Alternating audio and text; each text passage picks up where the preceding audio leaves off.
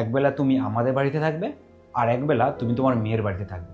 তাতে কি হবে, তুমি ভালোভাবে থাকতেও পারবে আর তোমার ভালোভাবে আমরা খেয়াল রাখতে পারবো। এটা তুই কি বলছিস খোকা? সে একটা মেয়ে মানুষ, অন্যের বাড়ি যে বউ হয়ে গেছে, সে কি আমাকে ওখানে রাখতে পারে?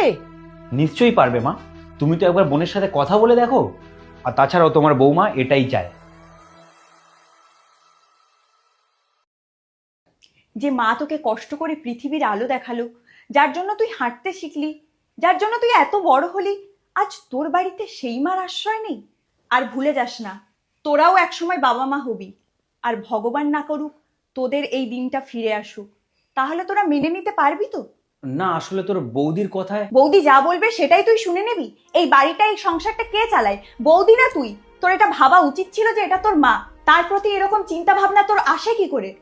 যাই হোক, তুই হয়তো ভেবেছিস তোর বোনকে মায়ের দায়িত্ব নিতে হবে, তাহলে সেটাই হোক।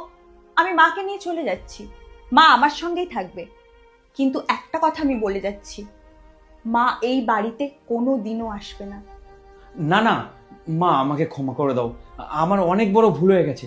তুমি আমাদের ছেড়ে যেও না। মা কখনো ছেলের প্রতি রেগে থাকে না, তাহলে তুই ক্ষমা চাইছিস কেন? আর তাছাড়া তোরা দুজন তো এটাই চেয়েছিলি।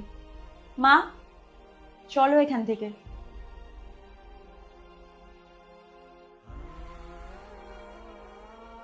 মা যেও না, মা।